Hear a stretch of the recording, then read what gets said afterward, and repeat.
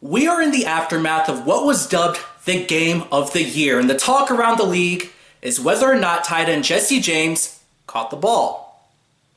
Well, did he? I've got that answer for you right now.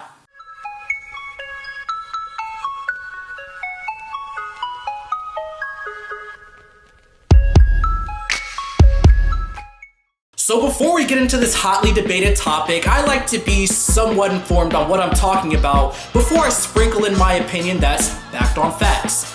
So when asking the question whether or not Jesse James caught the ball, we must first know what a catch in the NFL actually is. And as Rule 8, Section 1, Article 3, Item 1 of the NFL Bible states, a player is considered to be going to the ground if he does not remain upright long enough to demonstrate that he is clearly a runner. If a player goes to the ground in the act of catching a pass, with or without contact by an opponent, he must maintain control of the ball until after his initial contact with the ground, whether in the field of play or the end zone. If he loses control of the ball and the ball touches the ground before he regains control, the pass is incomplete. So we got that squared away now, right?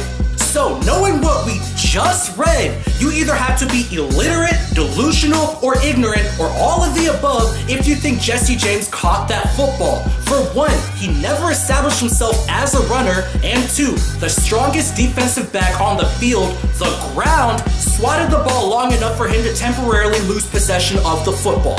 And as much as we see players slip on turf in rainy or wet conditions, falling is not a football move, and people don't seem to be realizing that. Jesse James did not take a step. He fell to the ground immediately upon the ball reaching his hands. And as you can clearly freaking see right here, his left hand isn't even securing the ball after his initial contact with the ground. There's no screw job, there's no bias. The rule is set in stone. Just because it looks like a duck, walks like a duck, and sounds like a duck, doesn't mean it's a duck. It could be the Olsen twins, it could be Donald Trump for all we know. And now there's this talk, the catching rule needs to be revisited in the offseason.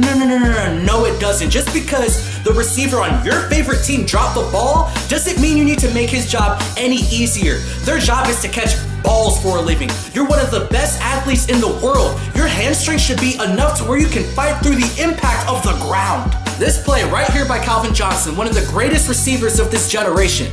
He doesn't survive contact with the ground. I don't even think it was that he wasn't strong enough to fight through the impact of the ground. I just think he, quite frankly, lost focus. Lapsed in concentration because the game was so easy for him. The last controversial catch before Jesse James, Des Bryant going up over Sam Shields. Pause it. The ball isn't even in his hands for this split second. How in the hell are you going to tell me this is a catch when the ball hits the ground, leaves his hands, and then he re-catches it? DBs and defensive ends record the pass breakup statistics because they are living, breathing defenders. However, the ground itself breaks up hundreds of passes every single year as well, and receivers just need to accept it.